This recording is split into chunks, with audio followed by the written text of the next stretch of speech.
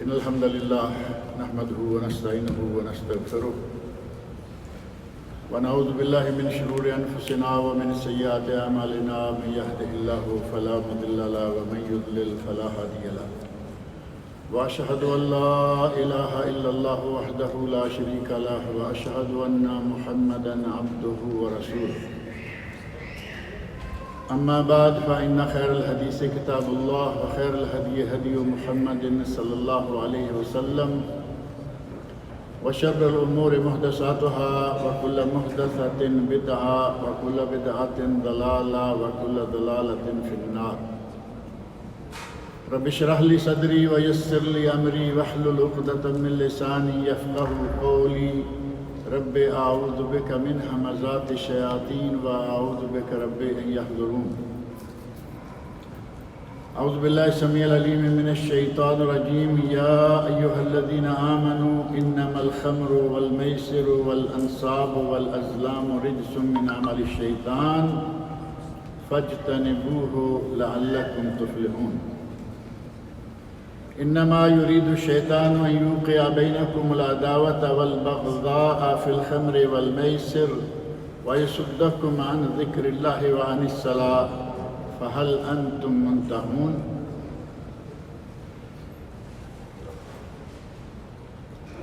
قرآن کریم میں اللہ رب العزت نے سورۃ المائدہ کی آیت نمبر 90 اور 91 میں شراب اور بعض دیگر اشیاء کی حرمت اور ان کی قباحت بیان فرمائی ہے اور ارشاد فرمایا ہے یا ایھا الذین آمنوا اے ایمان والو انما الخمر والمیسر والانصاب والازلام رجس من عمل الشیطان بے شک شراب جوا اور استانوں پر قربانیاں چڑھانا اور پانسے یا پھالے نکالنا یہ رجس ہے، نجس ہے، شیطان کا عمل ہے، شیطان کا فعل ہے فاجتنبوہ ان فعلوں سے، ان کاموں سے بچ جاؤ، اجتناب کرو لعلکم تفلحون تاکہ تم فلاح پا لو۔ اور ساتھ ہی اللہ رب العزت نے یہ بھی فرما دیا انما یرید الشیطان ان یوقع بینکم العداوۃ والبغضاء، شیطان یہ چاہتا ہے کہ تمہارے مابین عداوت اور بغض و نفرت پیدا کر دے، فی الخمر والمیسر، شراب کے ذریعے اور جوئے کے ذریعے، وَيَصُدَّكُمْ عَنْ ذِكْرِ اللَّهِ وَعَنِ الصَّلَاةِ، اور تمہیں اللہ کے ذکر سے روک دے اور تمہیں نماز سے روک دے، فَهَلْ أَنْتُمْ مُنْتَهُونَ، کیا تم اس سے باز آنے والے ہو؟ یعنی اللہ رب العزت نے سوالیہ انداز میں فرمایا فَهَلْ أَنْتُمْ مُنْتَهُونَ، شیطان اس شراب کے ذریعے اور اس جوئے کے ذریعے تمہارے مابین عداوت و دشمنی اور بغض و نفرت پیدا کرنا چاہتا ہے، کیا پھر بھی تم شراب پیو گے، جوا کھیلو گے؟ کیا تم اسے چھوڑنے کے لیے تیار نہیں ہو؟ اللہ رب العزت نے اس شراب کی قباحت، شناعت اور اس کا جرم ہونا اور اس کا گناہ ہونا یہاں ہمارے لیے چند کلمات میں واضح فرما دیا۔ اور یہ وہ شراب ہے جسے خانہ خراب بھی کہا جاتا ہے، شراب خانہ خراب، اور اس میں کوئی شک نہیں کہ شراب اور منشیات یقیناً خانہ خراب ہیں۔ آپ کے سامنے بے شمار ایسے واقعات موجود ہوں گے کہ شرابی لوگوں نے، افیون اور چرس استعمال کرنے والوں نے، اور آج کل کی جو منشیات بہت سے ناموں سے نکلی ہوئی ہیں، ان ناموں کا استعمال کرنے والوں نے اپنے آپ کو برباد کیا، اپنی صحت تباہ کی، اپنا مال تباہ کیا، اپنے گھر بار کو برباد کر کے رکھ دیا۔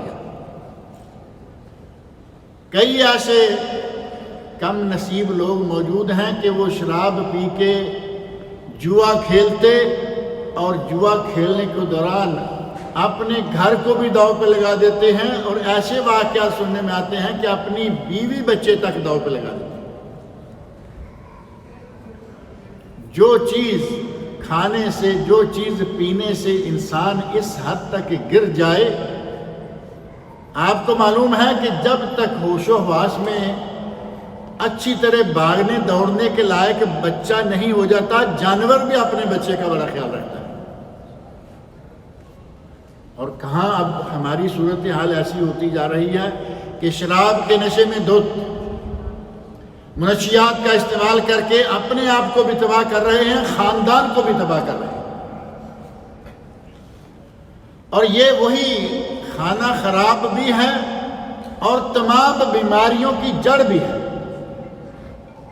نبی اکرم صلی اللہ علیہ وسلم نے ارشاد فرمایا، اجتنب الخمر، شراب سے اجتناب کرو، شراب سے اپنے آپ کو بچا کر رکھو۔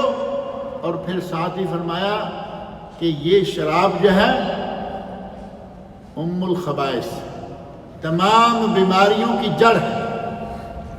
صحیح سند سے حدیث، نبی اکرم صلی اللہ علیہ وسلم نے اس کے ساتھ ایک واقعہ بیان فرمایا جس میں ایک آدمی کو ایک عورت نے گھیر لیا اور کہا کہ 3 کاموں میں سے ایک کام کرو اور کرو ہی کرو، ورنہ میں تمہیں برباد کر دوں گی، تمہیں بدنام کر دوں گی، تمہیں یہ کر دوں گی۔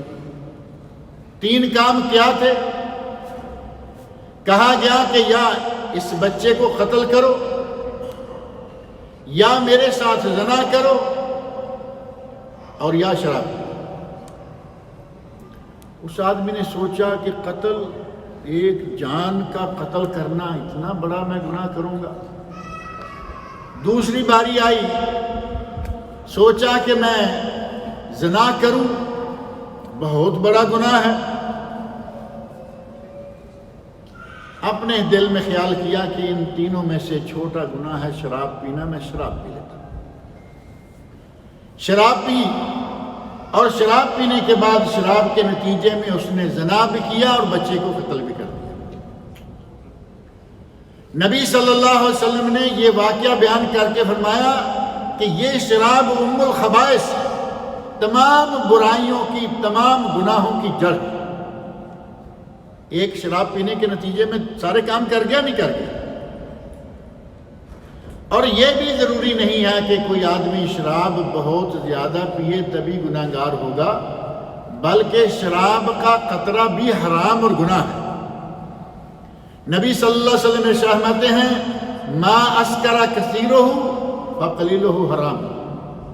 اگر کسی چیز کی زیادہ مقدار نشہ دے تو اس کی تھوڑی سی مقدار بھی حرام ہے۔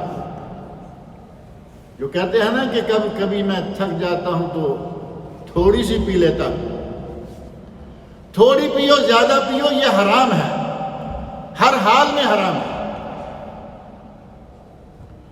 اور اس کی حرمت کا اندازہ آپ اس سے لگا لیں کہ نبی صلی اللہ علیہ وسلم کی احادیث ہیں، 1 2 نہیں 6 احادیث ہیں، اور ان 6 احادیث میں نبی صلی اللہ علیہ وسلم نے ارشاد فرمایا کہ اس شراب کی وجہ سے 10 لوگوں پر اللہ اور اللہ کے رسول کی لعنت ہے۔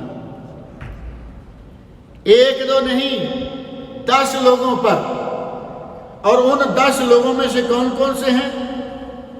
فرمایا لعن اللہ الخمر، سب سے پہلے شراب پر اللہ کی لعنت ہے، اور پھر وشاربہا، لعن اللہ الخمر وشاربہا وساقیہا، شراب پینے والا اور شراب پلانے والا۔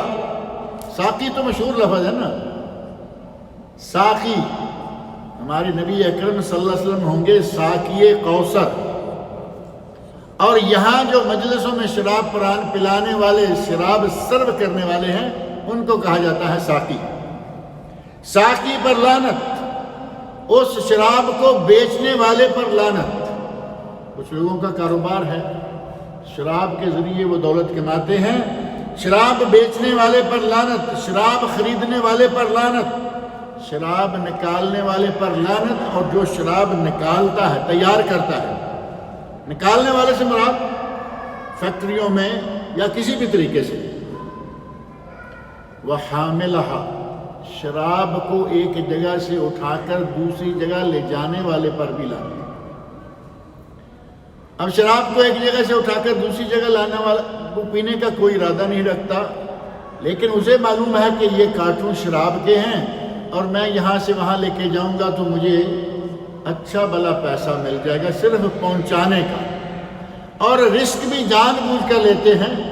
ایسے بہت سارے کیس ہمارے پاس آئے، کسی نے شراب دی، وہاں لے کے جانا ہے، کوئی منشیات دوسری چیز دی، ایک جگہ سے دوسری جگہ لے کے جانا ہے، راستے میں کسی کے قابو آ گئے۔ آپ کو معلوم ہے کہ کسٹم والے جو بارڈروں پر یا ایئرپورٹوں پر کسٹم والے ہیں، انہیں بھی ایک خاص ٹریننگ دی گئی ہوتی ہے۔ وہ آدمی کی شکل دیکھ کر ہی عموماً پہچان لیتے ہیں کہ اس کے پاس کچھ مال ہے۔ اگر وہ بالکل پینے کی بیچنے کی کوئی نیت نہیں رکھتا، صرف ایک جگہ سے دوسری جگہ لے جا کر وہ اس نے کرایہ لینا ہے، اللہ کے نبی صلی اللہ علیہ وسلم فرماتے ہیں کہ اس پر بھی اللہ کی لعنت ہے۔ اور والمحمول الیہ والمحمول لہو، شراب جس کی طرف لے کے جا رہا ہے، یہاں سے شراب گاڑی میں رکھی، ٹریلے میں رکھی، کسی بھی چیز میں، چونکہ آپ کو معلوم ہے ہر طرح کی سواریوں پر یہ شراب جو ہے ادھر سے ادھر پہنچائی جاتی ہے۔ والمحمول الیہ، اور جو آدمی جس کی طرف لے کے جاتا ہے اس پر بھی لعنت ہے۔ اور ابو داؤد، ابن ماجہ اور بعض دیگر کتب حدیث میں یہ حدیث ہے، اس میں ایک آدمی 11واں شراب کو چھوڑ کر 10واں اور شراب سمیت 11واں آدمی ہے، وَآكِلَ ثَمَنِهَا، جو آدمی اس شراب کی قیمت کو کھاتا ہے اس پر بھی اللہ کی لعنت۔ آپ اندازہ کریں کہ ایک چیز کی وجہ سے کتنے لوگوں پر لعنت گئی؟ 10 آدمی اور خود شراب بھی ملعون، اور اس سے تعلق رکھنے والے 10 لوگ بھی ملعون ہیں۔ اور کبھی کبھی ایسا ہوتا ہے کہ شراب پینے والا اتنا گرتا نہیں جتنا یہ منشیات استعمال کرنے والے گر جاتے ہیں، انسانیت سے ہی گر جاتے ہیں۔ اور بہت سارے ایسے واقعات سننے میں آتے ہیں کہ آدمی نشے سے ٹوٹا ہوا ہے، اسے نشہ چاہیے، پڑیا چاہیے، اس پڑیا کو حاصل کرنے کے لیے وہ کچھ بھی کرنے کے لیے تیار ہے۔ اسے اپنے خاندان کی، اپنے اسلام کی، اپنے مسلمان ہونے کی کسی قسم کی کوئی پرواہ نہیں ہے، اسے پڑیا چاہیے۔ کس قدر یہ انسان گر گیا اپنی انسانیت سے۔ اور نبی صلی اللہ علیہ وسلم کا ایک ارشاد نہیں، اس کے بارے میں نبی صلی اللہ علیہ وسلم کے بہت سارے ارشادات ہیں۔ آپ ارشاد فرماتے ہیں کہ یہ شراب، یہ تھوڑی پیو تب بھی، زیادہ پیو تب بھی، اور ساتھ ہی آپ ارشاد فرماتے ہیں کہ اگر کوئی آدمی اس کو سمجھے کہ یہ معمولی بات ہے، یہ معمولی چیز نہیں ہے، یہ وہ چیز ہے جس کے نتیجے میں آدمی ہر قسم کے گناہ کیے چلا جاتا ہے۔ اللہ رب العزت نے ارشاد فرمایا کہ شیطان تمہیں شراب اور جوے کے ذریعے اللہ کے ذکر سے دور کرنا چاہتا ہے، نماز سے دور کرنا چاہتا ہے۔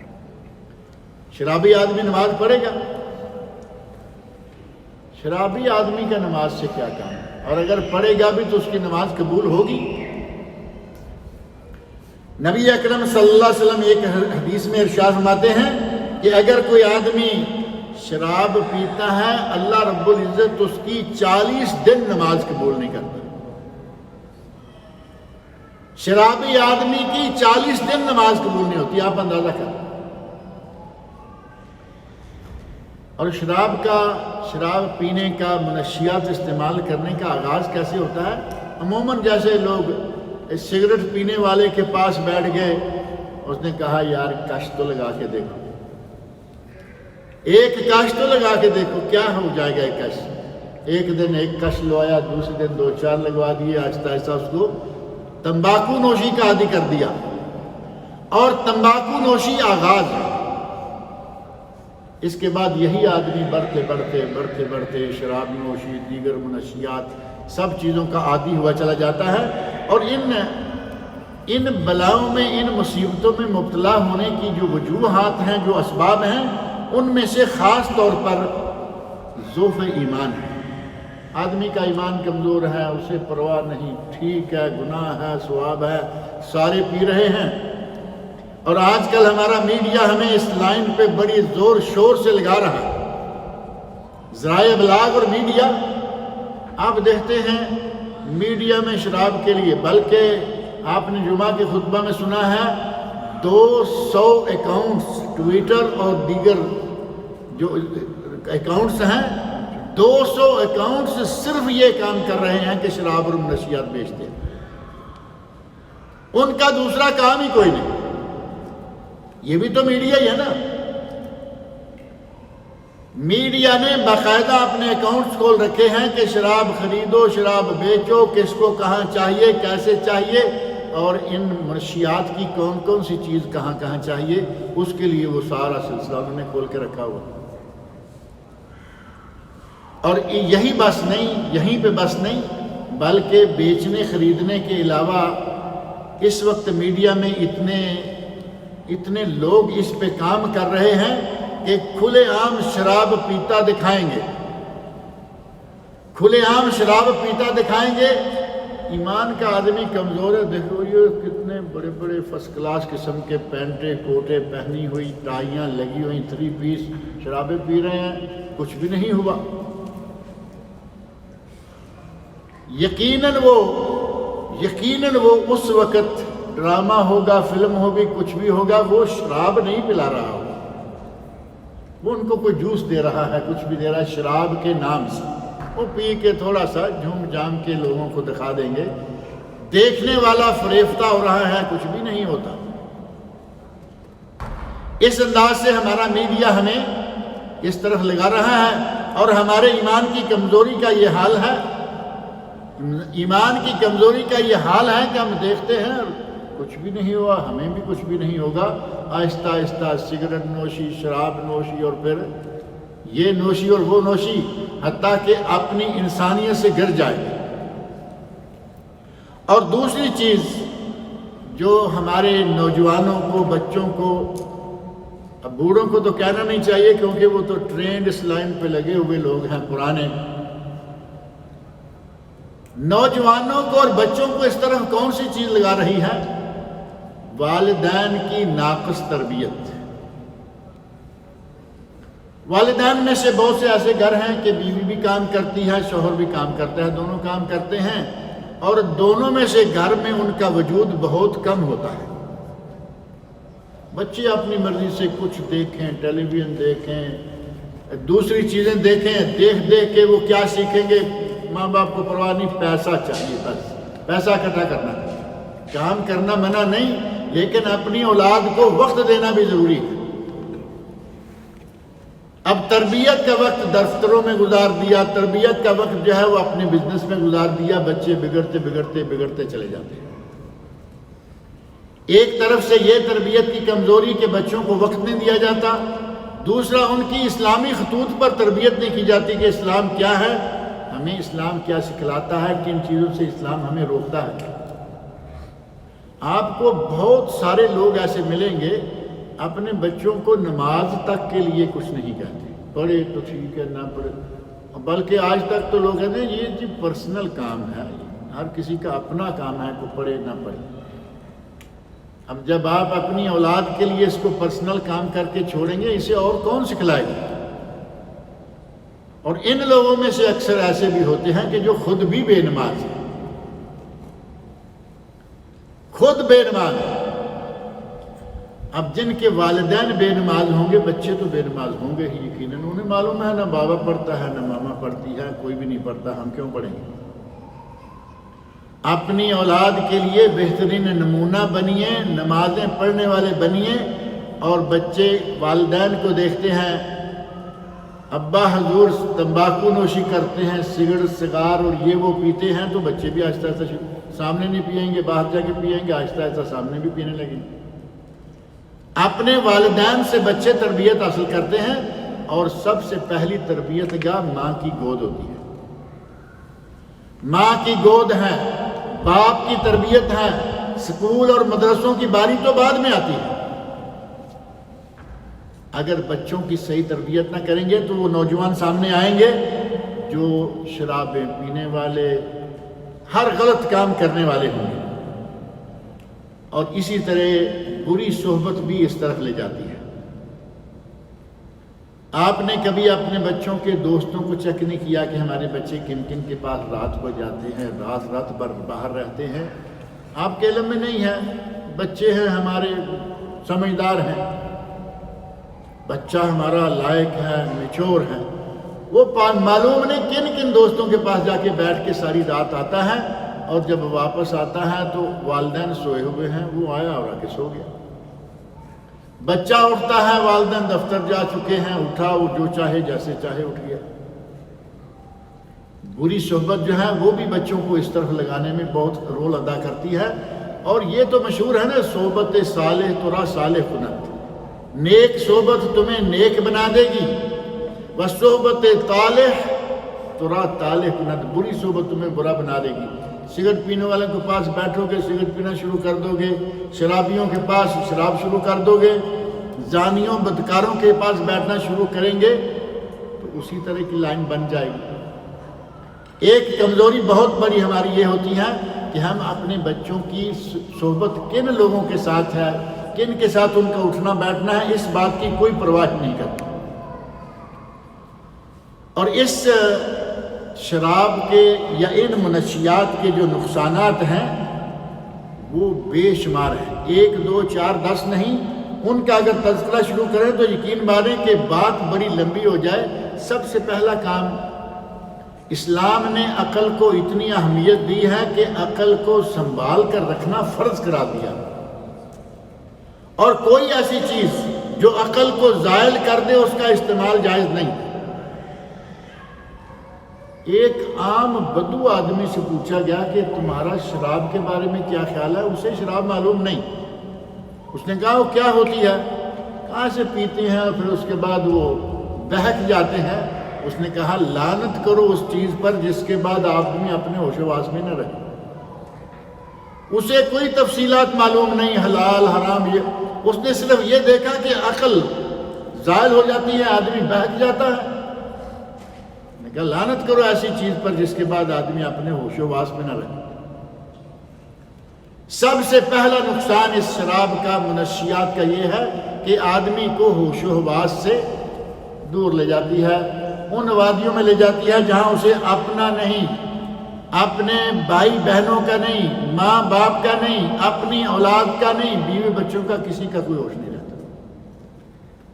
سب سے بڑا نقصان، جبکہ اسلام نے عقل کو سنبھال کر، عقل، عزت، اپنا دین، ان چیزوں کی اسلام نے حفاظت کرنے کا حکم دیا ہے۔ ان کی حفاظت کریں گے شراب پینے والے، اور شراب پینے والے، منشیات کا استعمال کرنے والے صالحین کی صحبت سے بھاگیں گے، کیونکہ صالحین کی صحبت میں بیٹھیں گے، اذان ہوئی کہیں گے چلیں جی نماز پڑھنے کے لیے چلتے ہیں، وہ تو وہاں بیٹھے گا جہاں پیتیاں تے اللہ نال گلاں کیتیاں۔ جملے کا معنی معلوم ہے نہیں؟ کہتے ہیں کہ شراب پی لی، اب اللہ سے باتیں، بدبخت انسان شیطان سے باتیں کہوں تب بھی آدمی مان لے، تمہاری اللہ سے باتیں کہاں؟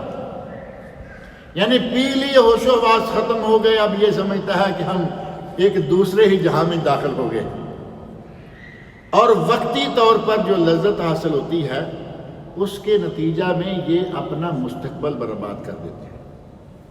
شراب کا نشہ وقتی ہے، ایک مرتبہ شراب پینے والے کا نشہ کتنی دیر تک رہے گا؟ ایک مرتبہ پی لینے سے وہ کوئی 2 دن 4 دن تو نہیں نکالے گا نا، چند گھنٹے کے لیے نشے میں ہوگا، پھر وہ اترتے اترتے یہاں آ جاتا ہے کہ اسے ہوش بھی ہے اور نشے میں بھی ہے، چلتے چلتے کہیں لڑکھڑا گیا، کہیں سیدھا چلنا شروع ہو گیا۔ یہ وقتی نشہ ہے، وقتی لذت ہے، لیکن اس وقتی لذت کے نتیجے میں آدمی اپنی پوری کی پوری مستقبل کی زندگی جو ہے اس کو برباد کرنا شروع کر دیتا ہے، اور جب عادی، نشے کا رسیا عادی ہو گیا، سمجھیں کہ اس کا مستقبل جو ہے وہ برباد ہونا شروع ہو گیا۔ اور ان منشیات کا، اس شراب کا ایک نقصان یہ ہوتا ہے کہ آدمی کے اندر سے امانت داری ختم ہو جاتی ہے۔ امانت داری ختم ہونا تو معمولی بات ہے، یہ انسان کو چوری پر بھی لگا دیتی ہے۔ شراب اور منشیات انسان کو چوری پر لگا دیتے ہیں۔ ایسے واقعات آپ سنتے رہتے ہوں گے کہ اپنی بیوی کا زیور بیچ دیتے ہیں، چوری اٹھا۔ بیوی سے تو زبردستی بھی لے سکتے ہیں، لیکن زبردستی نہیں ہوئی تو چوری اٹھا کے لے کے بیچ دیں گے۔ اپنی ماں کا زیور، بہنوں کا زیور، جو ہاتھ لگا گھر کی کوئی بھی چیز بیچ لیں گے، انہیں وہ پوریا چاہیے۔ اور نشے بھی مختلف قسم کے آج کل نکلے ہوئے ہیں۔ کوئی ٹیکے کے ذریعے نشہ لے رہا ہے، انجیکشن، کوئی ٹیبلٹ ہے اس سے نشہ لے رہا ہے، کوئی پی کے نشہ لے رہا ہے، اور ایک وہ عجیب سا نشہ ہے، وہ ایسے کہیں رکھا ہوا ہے،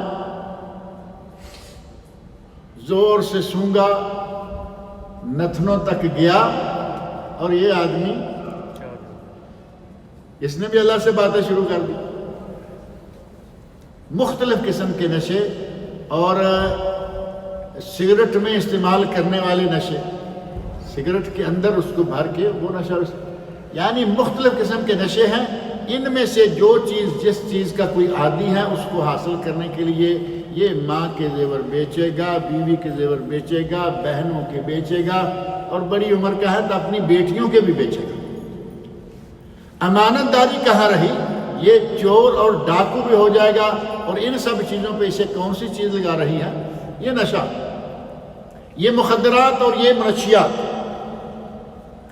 اور اپنی صحت تباہ کی، اپنا مال تباہ کیا، اپنے پاس نہیں رہا۔ اب آپ اندازہ کریں کہ جو آدمی نشے کا عادی ہے وہ سروس کرے گا، سروس سے پیسہ کما کے تو وہ لائے گا جو ہوش و واس میں رہا کرے۔ اب وہ تو ہر وقت نشے میں رہتے ہیں، اس نے کہاں سروس کرنی ہے، کہاں سے پیسہ لینا ہے؟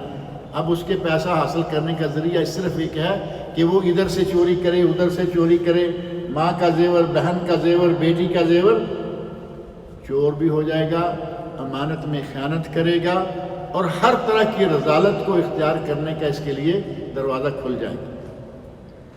کوئی ایک نقصان ہے، طرح طرح کے نقصانات، اور ایسے آدمی پر جس کا نشے کا جو عادی ہو جاتا ہے، اس پر شیطان کا تسلط ہو جاتا ہے، وہ شیطان کے قابو میں آ جاتا ہے، اور شیطان کا تسلط اسے کہاں کہاں لیے پھرے گا۔ اللہ رب العزت نے سورہ زخرف کی آیت نمبر 36 میں ارشاد فرمایا ہے، وَمَن يَعْشُ عَن ذِكْرِ الرَّحْمَٰنِ نُقَيِّضْ لَهُ شَيْطَانًا فَهُوَ لَهُ قَرِينٌ۔ جو آدمی اللہ کے ذکر سے بھاگ گیا، اللہ کے ذکر کو چھوڑ بیٹھا، ہم اس کے لیے اللہ کا، رحمان کا ذکر چھوڑ دیا، نقید لہو شیطانن، جب اللہ کا ذکر چھوڑ دیا، اللہ سے تعلق توڑ دیا، تو اس کا تعلق کس سے جڑ گیا؟ شیطان کے ساتھ، اور وہ فہو لہو قرین، وہ اس کا ساتھی ہو گیا۔ اور جس کا شیطان ساتھی ہو جائے گا، بتائیے اب اس کے پاس خیر کہاں سے آئے گی؟ وہ خیر کہاں سے سامنے لائے گا؟ شیطان اسے اب اس کی لگام سمجھیں یا اس کا سٹیئرنگ سمجھے، شیطان کے ہاتھ میں آ گیا، اس کی چابی، اس کا ریموٹ شیطان کے ہاتھ میں ہے۔ جہاں شیطان لے کے جائے گا وہاں اس کے پیچھے پیچھے یہ چلتا نکل جائے گا۔ اللہ رب العزت نے فرمایا کہ جو آدمی اللہ کے ذکر سے منہ موڑ لے، اللہ کا ذکر چھوڑ دے، اس کے لیے شیطان اس کا ساتھی بن جاتا ہے، اور وہ اسے کہاں کہاں لے جائے گا۔ اور اسی پہ بس نہیں ہے، بلکہ جو آدمی منشیات کا عادی ہوگا اس کو بیماریاں لپیٹیں گی یا نہیں؟ اس کی جسم سے طاقت کم ہو رہی ہے، حتیٰ کہ اس کی عمر کم ہو جاتی ہے۔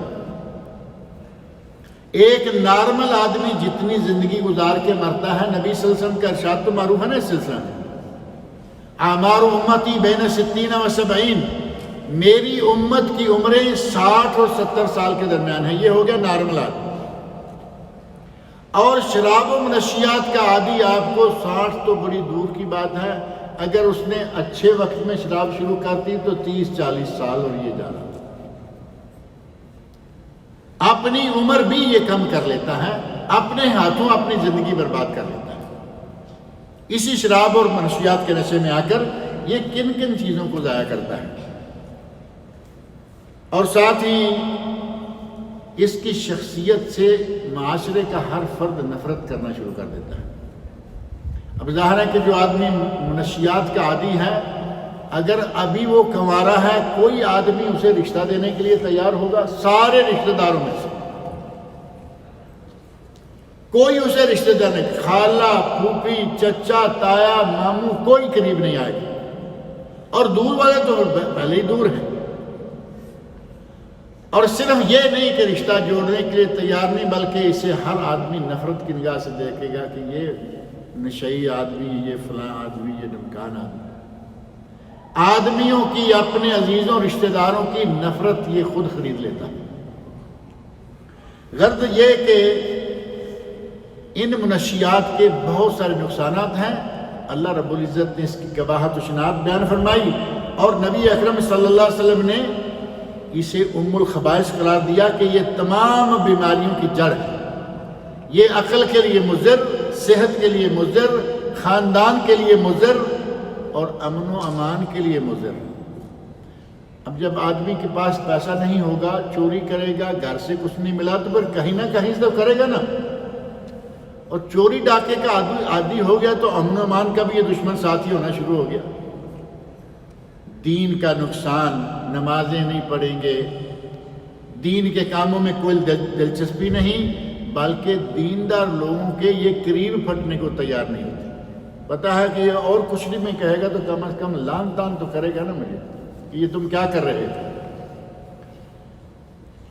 اپنے عزیز و اقارب، خاص طور پر اپنے گھر کی خواتین کی عزت و آبرو جو ہے، اس کو ہر وقت یہ خطرے میں ڈالے رہتا ہے، اور نشے میں آ کر کیا کیا کچھ ہوتے ہیں واقعات، کون کون سے واقعات پیش آتے ہیں، وہ آپ لوگوں سے کوئی پوشیدہ نہیں ہے۔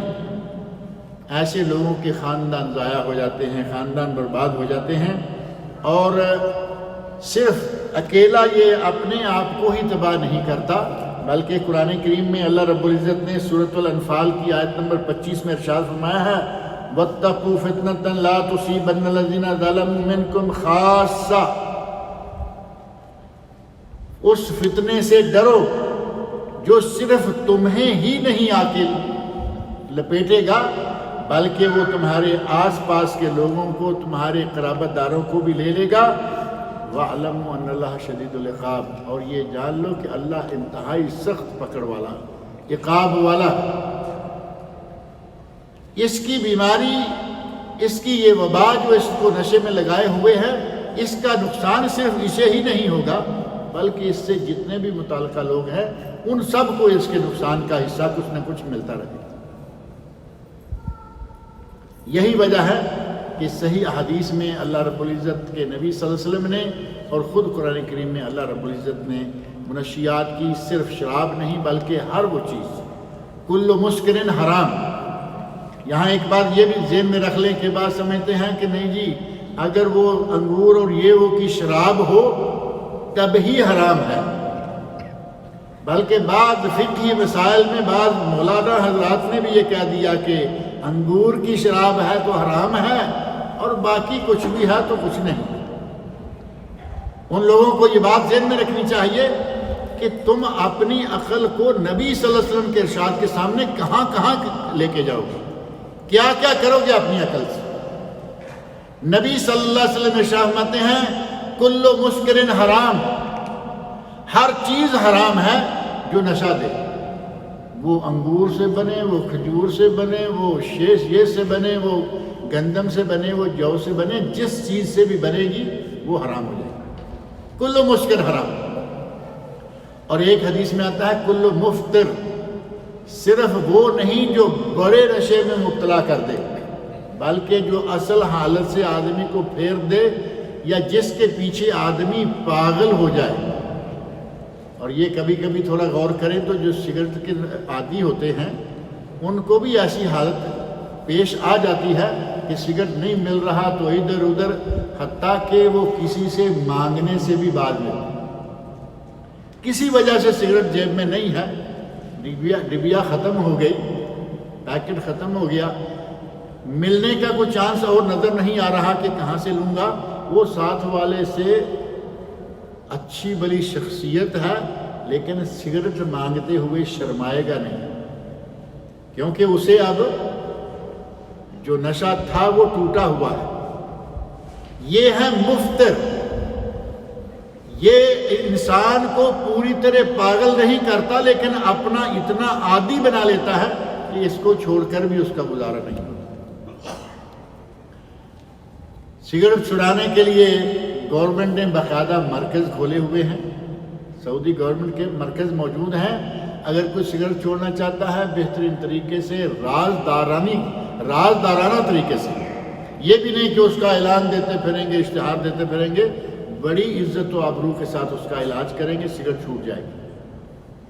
اسی طرح پورے آبرو مندانہ انداز سے اس کا علاج کریں گے، شراب چھوٹ جائے گی، اور اسی رازدارانہ انداز سے اس کا علاج کریں گے، اس سے دیگر منشیات جتنی بھی ہیں وہ چھوٹ جائیں گی۔ حکومت ہمارے لیے کیا کیا کچھ نہیں کر رہی۔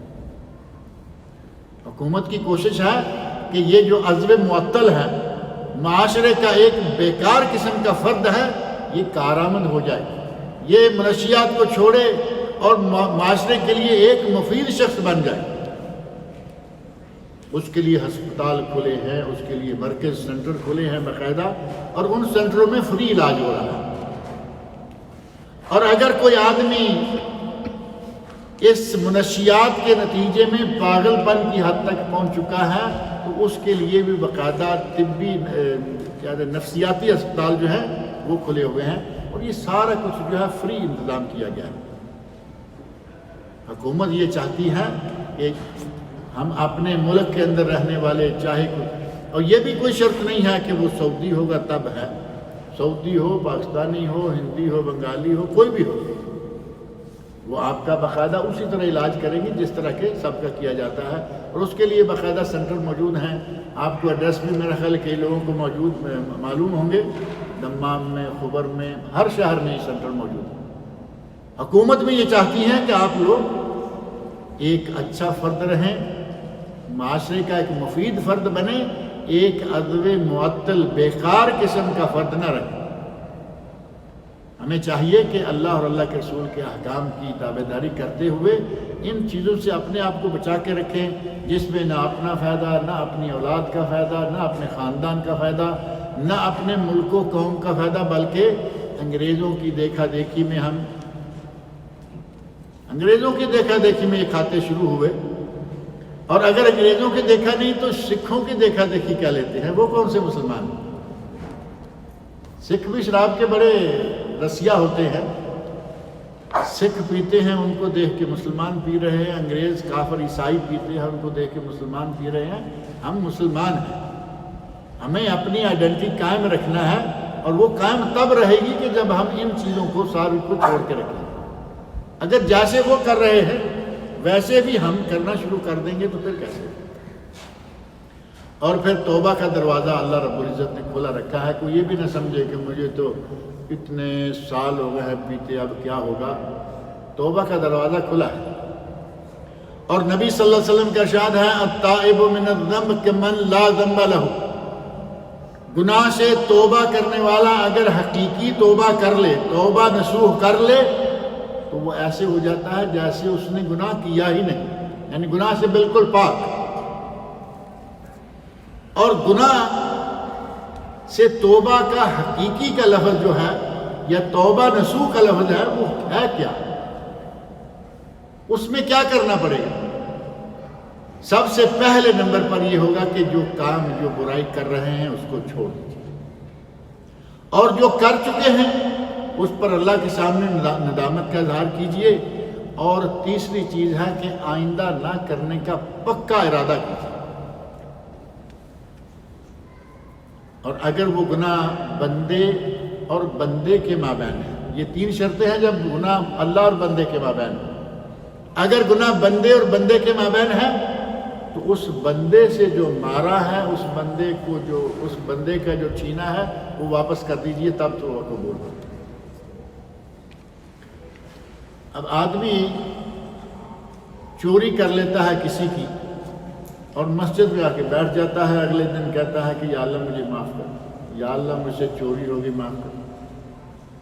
جب تک یہ اس مال کو اس کے مالک کی طرف واپس نہیں دے کے آتا تب تک یہ توبہ قبول نہیں ہوگی۔ پاکٹ اس کی مار لیں گے اور توبہ اللہ کے سامنے آ کر پاکٹ والے کا پہلے حق ادا کرو اور پھر توبہ قبول ہو۔ یہ چوتھی شرط ہے جب گناہ بندے اور بندے کے درمیان، 3 شرطیں جب گناہ اللہ اور بندے کے درمیان۔ اللہ رب العزت نے کھاتا کھلا رکھا ہوا ہے، آؤ جب بھی چاہے آؤ، تمہاری توبہ میں قبول کروں۔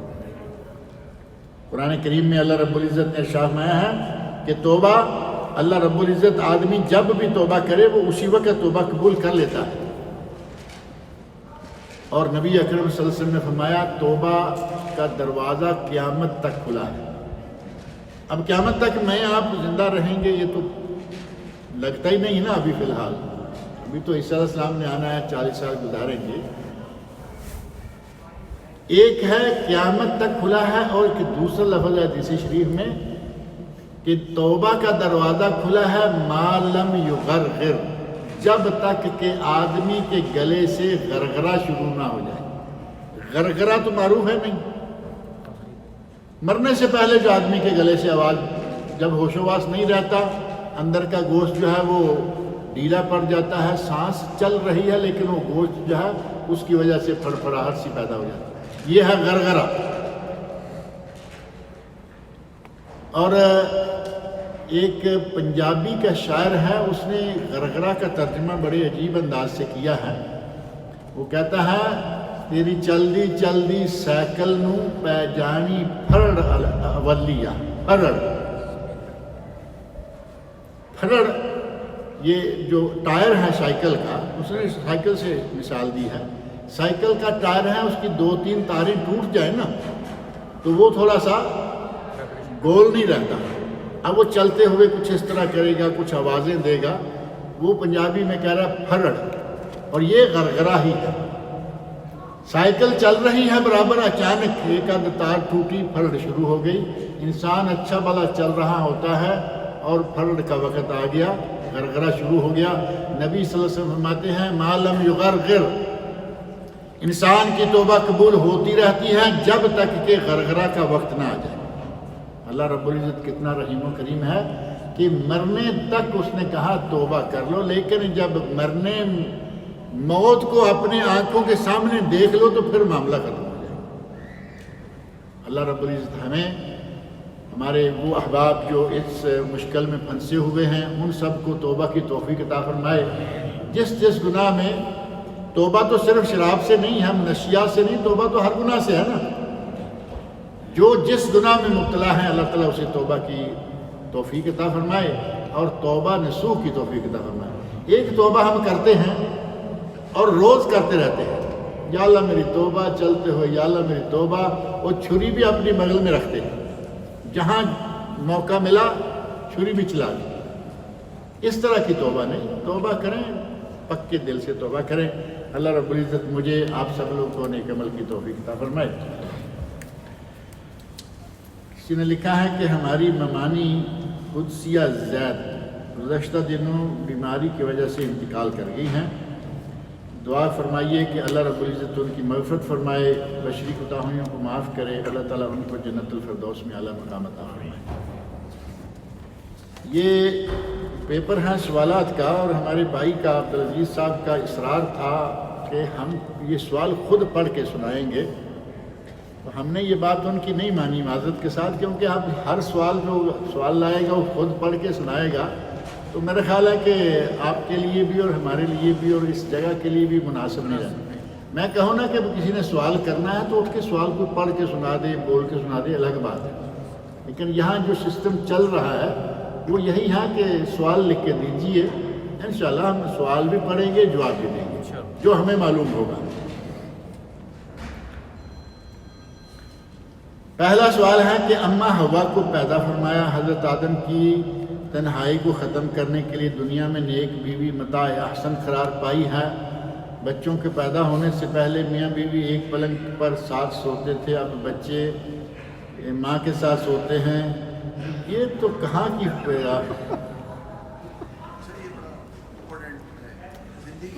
پڑھیں گے، سارا پڑھیں گے، نہیں صحیح بات ہے، لیکن میں نے کہا کہ آپ نے ساری ڈیٹیل شروع کر دی ہے۔ ایسے لمبے سوال کو مختصر انداز سے بیان کیا جا سکتا ہے، اور تاکہ ساری تفصیل میں آدمی نہ آئے۔ اب کتنے نوجوان ہیں جن کے لیے یہ باتیں شاید نہیں، میں ویسے عرض کر رہا ہوں کہ بعض چیزیں ایسی ہوتی ہیں کہ نوجوان کو سننے کے لیے وہ بہرحال ایک پلنگ پر ساتھ سوتے تھے، اب بچے ماں کے ساتھ سوتے ہیں اور شوہر اسی کمرے میں دوسرے پلنگ پر سوتا ہے، جبکہ اگر شوہر بیوی کے ساتھ ایک پلنگ پر سوئے تو وہ اپنی روزمرہ کی زندگی میں زیادہ مگن اور خوش دیکھا جاتا ہے۔ برائے مہربانی ارشاد فرمائیں کہ کیا ضروری ہے کہ میاں بیوی دونوں ساتھ ایک ہی پلنگ پر سوئیں؟ اب یہ فرض تو نہیں ہے پہلی بات، لیکن بچے ہونے کا معنی یہ بھی نہیں ہے کہ ماں باپ الگ ہو جائیں۔ ماں باپ کو بچے الگ کرنے کے لیے دنیا میں نہیں آتے، ایک تھوڑا سا وقت ہے جس میں آپ کو بچے کا تھوڑا خیال رکھنا ہوگا، اور وہ مثال کے طور پر عورت کو جو نفاس کا پیریڈ ہوتا ہے 40 دن زیادہ سے زیادہ، اس سے پہلے بھی ختم ہو سکتا ہے، 20 دن 15 دن 25 دن 30 دن، جب نفاس کا پیریڈ ختم ہو جائے تو اب میاں بیوی ایک دوسرے کے لیے حلال ہو جاتے ہیں، وہ اکٹھے سوئیں الگ الگ سوئیں، وہ ان کی مرضی ہے۔ لیکن رہا یہ کہ آدمی وہ زیادہ خوشحال ہوتا ہے جو اپنی بیوی کے ساتھ ایک پلنگ پر سوئے، یا وہ خوشحال ہوتا ہے جو الگ الگ سوئے، یہ بہر صورت ہر کسی کے اپنے اپنے گھر کے ماحول کے حساب سے ہوتا ہے۔ اکٹھے سونا، پیار، اپنی بیوی سے پیار کرنا نبی اکرم صلی اللہ علیہ وسلم کی سنت ہے۔ اکٹھے سونا ہی نہیں، نبی اکرم صلی اللہ علیہ وسلم نے اپنی بیویوں کے ساتھ پیار کی وہ مثالیں قائم کی ہیں کہ آج میں سمجھتا ہوں کہ شاید کوئی اس معیار کو پہنچ سکے۔ ہمارے یہاں اگر کوئی اپنی بیوی کی پلیٹ کے ساتھ کھانا شروع کر دے تو ساتھ ہمارے بزرگ بیٹھے کہتے ہیں جی یہ جورو کا غلام ہو گیا، جھوٹا کھا لیا، اب یہ گیا کام سے۔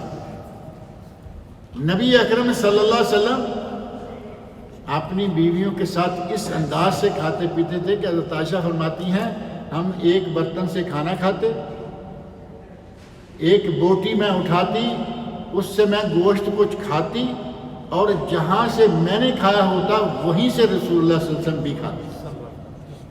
میں پانی پی کے برتن رکھتی، نبی صلی اللہ علیہ وسلم وہی برتن اٹھاتے جہاں سے میں نے منہ رکھ کے پانی پیا، یہ بھی نہیں کہ کہیں سے، پیالہ گول ہے نا، کہیں بھی منہ رکھتے پی سکتے۔ مٹی کے پیالے کے گیلا رہنے کا وقت رہتا ہے کہ یہاں منہ رکھ کے پانی پیا، کہتی ہیں جہاں میں نے منہ رکھ کے پانی پیا ہوتا نبی صلی اللہ علیہ وسلم وہیں سے منہ رکھ کے پانی پیا۔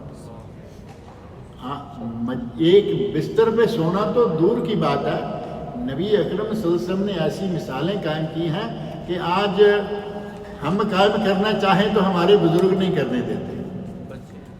بزرگ کہیں گے جی لو یہ بس رن مرید ہو گیا، اس نے جھوٹا کھا لیا بیوی کا۔ اور ماحول کا فرق بھی کچھ ہے، کچھ ماحول ایسے ہیں کہ اس میں میاں بیوی بڑوں کی موجودگی میں ایک چارپائی پہ بیٹھ نہیں سکتے، بیٹھ بھی نہیں سکتے۔ کہا دے کتنی بھی شرم ہے شوہر کی چارپائی پہ بیٹھنے میں۔ چارپائی پہ بیٹھنے میں کوئی ایسی شرم والی بات نہیں ہے، میاں بیوی کے اکٹھے لیٹنے میں کوئی شرم والی بات نہیں ہے۔ جس کا جیسا ماحول ہے اس کے مطابق وہ اپنا معاملہ شروع کر لے، کوئی حرج نہیں۔ لیکن یہ کوئی آدمی کہے نا کہ ان میں سے کوئی چیز فرض ہے، تو کوئی چیز فرض بھی نہیں، جس کے لیے جو بہتر ہے وہ اس کو اختیار کرے۔ بہر صورت میاں بیوی کا آپس میں پیار نبی اکرم صلی اللہ علیہ وسلم کی سنت کے مطابق اتنا ہونا چاہیے جیسے یہ مثالیں مل رہی ہیں۔ ایک سفر میں نبی صلی اللہ علیہ وسلم کے ساتھ حضرت عائشہ رضی اللہ عنہا ہے۔ ٹائم تھوڑا زیادہ ہو رہا ہے لیکن ایک مثال میں یہ بھی رکھ دوں چونکہ سوال اسی تعلق سے ہے۔ نبی صلی اللہ علیہ وسلم کے ساتھ سفر میں حضرت عائشہ رضی اللہ عنہا ہے، صحابہ کرام کو کہا کہ چلو، اور آپ تھوڑا پیچھے رک گئے، میاں بیوی تھوڑے پیچھے رہ گئے۔ حضرت عائشہ رضی اللہ عنہا سے نبی صلی اللہ علیہ وسلم فرماتے ہیں عائشہ میرے ساتھ دوڑ لگاؤ گی؟ آپ اندازہ کریں، عائشہ میرے ساتھ دوڑ لگاؤ گی، ریس؟ حضرت عائشہ رضی اللہ عنہا اس وقت جوان تھی، چھوٹی عمر تھی، وہ تو آپ کو معلوم ہے نا بہت چھوٹی عمر میں شادی ہوئی تھی نبی صلی اللہ علیہ وسلم۔ کہتی ہیں لگائیں گی، دوڑ لگائی، حضرت عائشہ ابھی بالکل تھوڑی عمر کی ہیں، جیت گئیں، معاملہ رفع دفع، میاں بیوی ہنستے کھیلتے، پھر جا کے صحابہ سے مل گئے، بات رفع دفع ہو گئی، ایک عرصہ گزر گیا، ایک مرتبہ پھر ایسا ہوا کہ نبی صلی اللہ علیہ وسلم فرماتے ہیں کہ عائشہ دوڑ لگاؤ گی؟ حضرت عائشہ فرماتی ہیں لگاؤں گی۔ اب حضرت عائشہ خود بیان کرتی ہیں کہ اب میرا وزن جو ہے وہ زیادہ ہو چکا تھا، اس مرتبہ نبی صلی اللہ علیہ وسلم جیت گئے، تو آپ نے ارشاد فرمایا عائشہ ہذہ بتلک، ایک مرتبہ تم جیت گئی تھی، آج میں جیت گیا۔ میاں بیوی کے پیار کی مثالیں دیکھنی ہو تو نبی اکرم صلی اللہ علیہ وسلم سے دیکھیں۔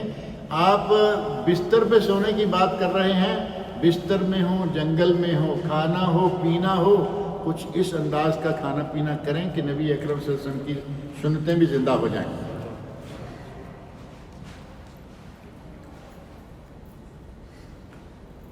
آگے کہتے ہیں کہ کیونکہ بیوی کا قرب اور محبت شوہر کو بیوی کی طرف مائل رکھتا ہے اور شوہر بھٹکنے سے بچ جاتا ہے، بالکل ٹھیک ہے۔ اب بیوی شوہر کو قریب ہی نہیں لگنے دے گی تو ظاہر ہے کہ شوہر بیچارہ بھی تو کیا کرے گا۔ ایسی مثالیں سننے میں آتی رہتی ہیں کہ بیوی جو ہے وہ شوہر کو بہت کم وقت دیتی ہے، کچھ زیادہ شوہر کی کیئر نہیں کرتی، تو پھر نتیجہ یہ ہوتا ہے کہ وہ جہاں سے اسے کیئر ملتی ہے وہاں اس کا فیر شروع ہو جاتا ہے۔ بیویوں کو بھی چاہیے کہ اپنے شوہروں کو وقت دیں اور شوہروں کو چاہیے کہ اپنی بیوی۔ ایک بات اور یہاں ذکر کر دوں، ہماری عادت ہے کہ ہم اپنی بیوی کو بنا سورا دیکھنا چاہتے ہیں لیکن خود اس طرف کبھی توجہ نہیں دیں گے۔ باہر سے سگرٹ کے سلگاتے ہوئے دروازے تک آئیں گے، منہ سے بدبو آ رہی ہے، اب بیوی بیچاری کیا کرے گی؟ اگر وہ تھوڑا پیچھے ہٹ رہی ہے تو آپ کا اپنا قصور ہے، آپ تھوڑا اپنے منہ کو نبی صلی اللہ علیہ وسلم سنتیں دیکھنی ہوں تو پھر پتہ چلتا ہے نا۔ نبی صلی اللہ علیہ وسلم گھر میں داخل ہونے سے پہلے مسواک فرمایا کرتے تھے، وفد کے پاس جانا ہے ملنے کے لیے مسواک کیا کرتے تھے، اللہ رب العزت سے مناجات کا وقت آیا، نماز کا وقت آیا، مسواک کرتے تھے۔ ہم چاہتے ہیں کہ بیوی بنے سورے اور ہم جیسے تیسے ہیں، ہمارا کام اسی طرح چلتے رہے، یہ بھی نہیں۔ آپ بیوی کے لیے بنیے سوریے، بیوی آپ کے لیے بنی سورے، یہی بہتر ہے۔ مغربی ممالک میں غیر مسلم میاں بیوی اپنے گھر میں وقت ملنے پر اکثر چلتے پھرتے ایک دوسرے سے گلے ملتے ہیں اور وہاں تصور کیا جاتا ہے کہ اس عمل سے دماغی سکون حاصل ہوتا ہے، جسے وہ میڈیکل کی روح سے درست ثابت بھی کرنے کی کوشش کرتے ہیں۔ وہ کریں نہ کریں، ہمارے نبی صلی اللہ علیہ وسلم گھر میں، گھر کے باہر، سفر میں، جنگل میں بیوی سے دوڑ لگا رہے ہیں، گھر کے اندر کوئی چلتا پھرتا ہے تو اس میں کون سی ایسی بات ہے؟ ہمیں نبی اکرم صلی اللہ علیہ وسلم کی سیرت کو اپنے سامنے رکھنا چاہیے اور اس میں الحمدللہ ایسی بہترین مثالیں موجود ہیں کہ میاں بیوی کے تعلق میں دراڑ آتی ہی نہیں۔ اللہ تعالی ہم سب